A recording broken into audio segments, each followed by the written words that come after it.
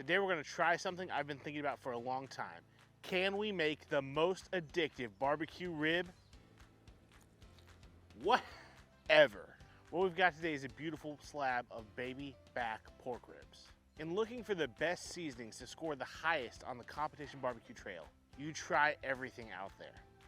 And the funny common thread between all the seasonings is everyone will tell you when they were developing this, they were trying to make it taste like barbecue potato chips, or ones that are already on top, people will tell you these taste just like barbecue potato chips. Now we know that snack food companies employ food scientists to make the most addictive flavors possible. That's how you end up with slogans like bet you can't eat just one, or once you pop, you just can't stop.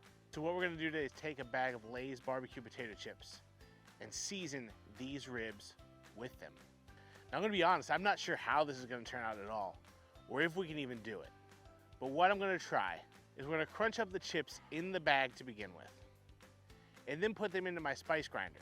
Now I normally use this coffee grinder to grind up finishing rubs at barbecue contests. But today, grinding up barbecue potato chips to season these ribs will be just as good. The thing I'm not sure of is how the potato will react. I don't know if the extra starch on top of the rib is going to cause a weird reaction, or even if this thing will grind to a powder. But with a little test batch, it grinds, it's powderized, it's a little bit wet. There's moisture in here, so it's not a perfectly fine powder, but we can make this work. So about a half a bag of chips later, it's time to try to season these, and we'll start on the back. With this not being a super dry powder, I've kind of got to work it a little bit to spread it out across the rib. My dispersion isn't perfect, but it's good enough for this round. On the top, I decided to get more a little bit like a slurry and really try to rub that flavor around. And I feel like the way the color looks, we've gotten much closer. While this is setting, we're gonna go fire up our char-griller Dakota. This is our small footprint offset, and we're gonna start it off by loading it up with some green bag B&B lump charcoal and lighting that off with our grill gun. As the charcoal reaches full ignition, we're gonna add some water to our water baffle that we've talked about before. We'll throw a few chunks of B&B hickory wood right on top of those coals. And at 300 degrees, our ribs go on in the weirdest experiment we've done on this channel.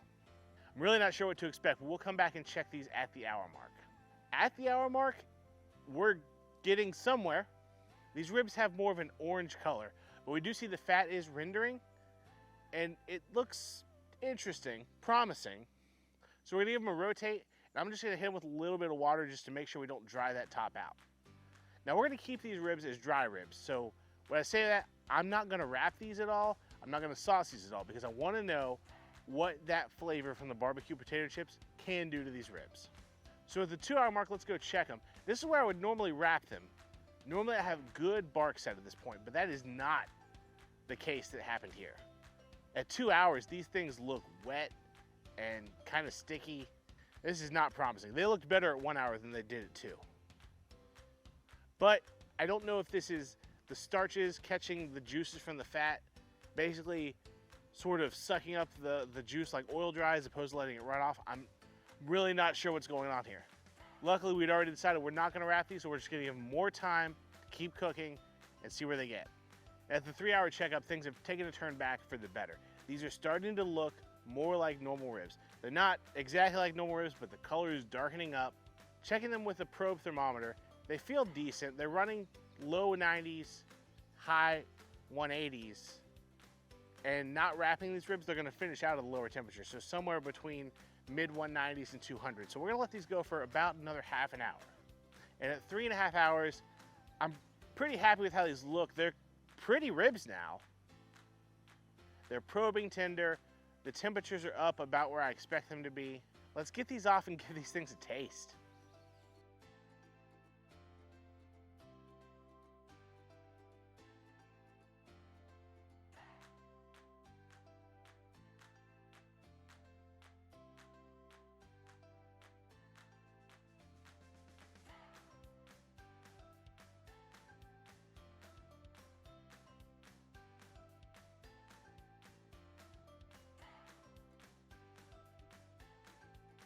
All right, so we are in the garage today. Not normal, but outside it's a little bit smoky. So garage day, potato chip baby back rib? I have no idea.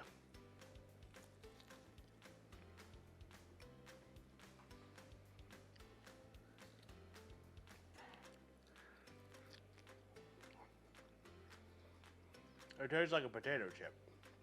So obviously we kept these dry for the sake of giving the potato chip seasoning as much chance as it could have for seasoning these ribs. And of course, as you saw, it wasn't the easiest thing in the world for me to try to season these ribs with ground up potato chips. The moisture content from the potato made that seasoning, or our homemade seasoning, I guess, just difficult to apply. We did get it applied. It's not nearly as potent as your regular barbecue rubs would be, which is kind of disappointing. But the funny part is, if you hit a spot where there's a heavy seasoning, you definitely taste the potato chip. Like, it tastes like a barbecue potato chip, but it tastes, you taste the potato. It's a good rib. It tastes like a barbecue seasoning rib. If I could have got this seasoned as much as I season normal ribs,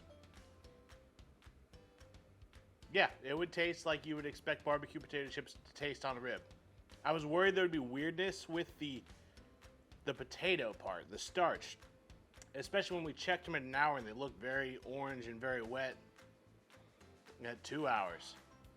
But 3.5 hours, they colored up about right. It looks a little funky, don't get me wrong, but it's closer than I thought it would be. So if you like this idea, comment down below, let me know. Also, if enough of you like it, and tell me in the comments, I was thinking about doing a barbecue potato chip flavor competition. What I mean is there's a whole bunch of different flavors of barbecue potato chips. Put them head to head, see if one comes out better. Now that I know what I'm dealing with it when it comes to grinding them up and seasoning the ribs, I think it'd be fun. Let me know if you want to see that down below. But in the meantime, if you want to talk about the best ribs that I can teach you to make, meet me over here. Let's go talk about cooking some ribs.